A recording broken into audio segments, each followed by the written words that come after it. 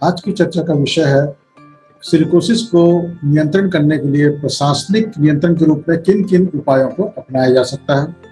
तो उसमें सबसे पहला है कार्यस्थल या पर्यावरण की निगरानी, दूसरा है प्रशिक्षण या जागरूकता कार्यक्रम, तीसरा है हाउसकीपिंग, चौथा है वस्त्र बदलने और वस्त्र धोने की सुविधा, अगला है सूचना का प्रदर्शन, नेक्स्ट है व्यक्तिगत सुरक्षा उपकरण और अगला है अवयस्क लोगों के नियोजन का निषेध। इस प्रकार से ये 7 उपाय हैं जिनको हम प्रशासनिक नियंत्रण के अंतर्गत इस्तेमाल कर सकते हैं। इसको हम एक एक करके देखते हैं। सबसे पहला उपाय है कार्यस्थल या पर्यावरण की निगरानी करना।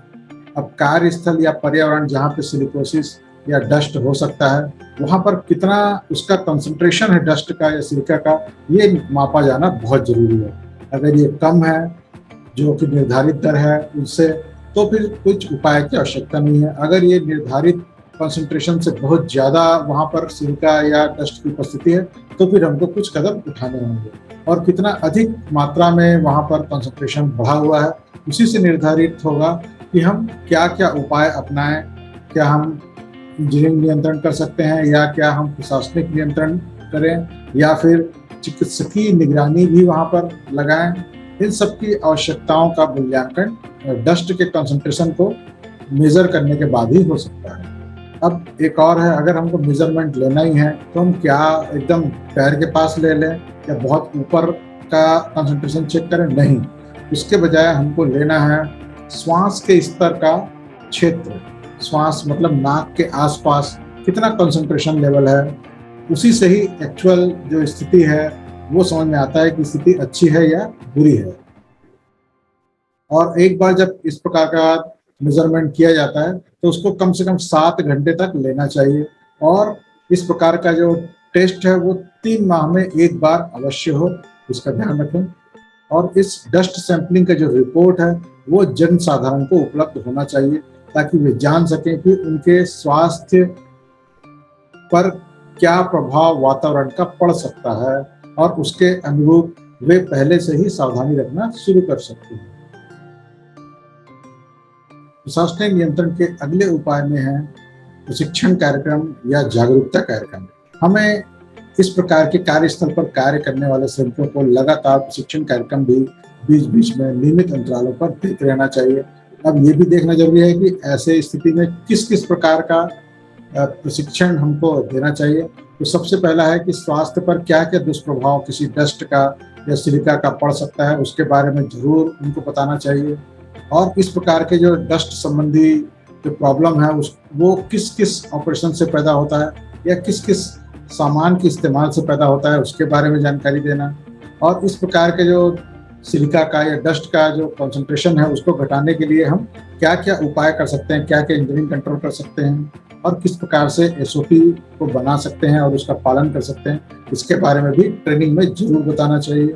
और एक इम्पॉर्टेंट टॉपिक है वो होता है हाउसकीपिंग और सफाई का महत्व, क्योंकि इसी से ही डस्ट का बहुत ज़्यादा लेवल जो है वो कम किया जा सकता है। अगर कार्यस्थल को हम साफ सुथरा रखते हैं, उसके लिए पूरा प्रयास करते हैं, तो डस्ट कम से कम उड़ेगा और उसका दुष्प्रभाव भी नहीं पड़ेगा। और डस्ट एक्सपोजर को घटाने वाले कुछ खास व्यक्तिगत उपाय होते हैं, व्यक्तिगत अभ्यास होते हैं, उसको भी अपनाना जरूरी होता है। जैसे कि हमको लगातार डस्ट वाले क्षेत्र में खड़े नहीं रहना है, इस प्रकार से अपने कार्य को प्लानिंग करना है कि थोड़ी थोड़ी देर में हम बाहर जा करके शुद्ध हवा में सांस ले सकें। और हमको एक साथ कई लोग मिल करके काम नहीं करना है, उसके बजाय हमको पारियों में काम करना है, या कुछ लोग को हमेशा फ्री रखना है और फिर कुछ देर बाद बाकी दूसरे लोग काम कार्यस्थल पर आ जाएंगे और वो फिर बाहर चले जाएं। इस प्रकार से अनेक सुरक्षित अभ्यास के बारे में उनको प्रशिक्षण जरूर देना चाहिए।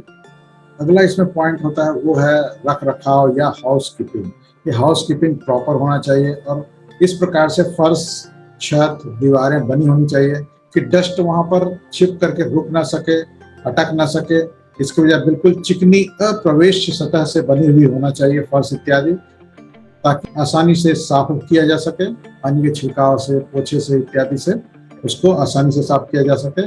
क्योंकि जब हम फर्श, छत, दीवार इत्यादि से डस्ट को साफ कर देते हैं तो वे हवा में उड़ करके नहीं आ पाते और एयरबॉर्न नहीं बन पाते, जो कि सिलिका के श्वास के साथ अंदर जाने का कारण होता है। इसलिए फर्श, दीवारों, छतों इत्यादि की भी साफ सफाई अवश्य करते रहना चाहिए जहाँ पर कि डस्टी वातावरण हो। हाउसकीपिंग में अगला पॉइंट है कि हम फर्श इत्यादि की सफाई सूखा झाड़ू लगाने से या कंप्रेस्ड एयर मारने के द्वारा भी कर सकते हैं, पर इससे डस्ट हवा में उड़ता है, तो उसके बजाय ज़्यादा अच्छा होगा हमको वेट विधि का इस्तेमाल करना, पोछा लगाना, धोना इत्यादि। और इस प्रकार के किसी भी कार्य को करते समय हमको हेपा फिल्टर युक्त डस्ट मास्क अवश्य पहनना चाहिए ताकि श्वास के साथ अंदर डस्ट कण न जा सके। हाउसकीपिंग में अगला पॉइंट है कि सिर के ऊपर जो बहुत से स्ट्रक्चर बने हुए होते हैं उसमें भी डस्ट के कण अटक जाते हैं, रुक जाते हैं, काफी मात्रा में जमने लगते हैं। जैसे कोई स्ट्रक्चर मेंबर हो सकता है एंगल, बीम इत्यादि में, और बाद में हवा के प्रवाह से या वाइब्रेशन इत्यादि होने से ये हवा में तैरने लगते हैं और पूरा डस्टी वातावरण बन जाता है। तो इस प्रकार के जो स्ट्रक्चर्स हैं सिर के ऊपर के, उनकी सफाई भी नियमित अंतरालों पर होते रहनी चाहिए। अगला एडमिनिस्ट्रेटिव कंट्रोल का उपाय है श्रमिकों को कुछ सुविधाएं प्रदान करना, जैसे कि नहाने की सुविधा, कपड़े धोने की सुविधा, कपड़े सुखाने की सुविधा और साफ सुथरे कपड़ों को रखने की सुविधा। इस प्रकार से अगर हम करते हैं तो वो डस्ट के दुष्प्रभाव से अपने आप को बचाने में सक्षम हो सकते हैं। ऐसे श्रमिक जो कि बहुत ज़्यादा डस्ट वाले एरिया में कार्य करते हैं, उन्हें कार्यस्थल छोड़ने से पूर्व नहाना अवश्य चाहिए और गंदे कपड़ों को धो करके सुखा देना चाहिए और साफ सुथरे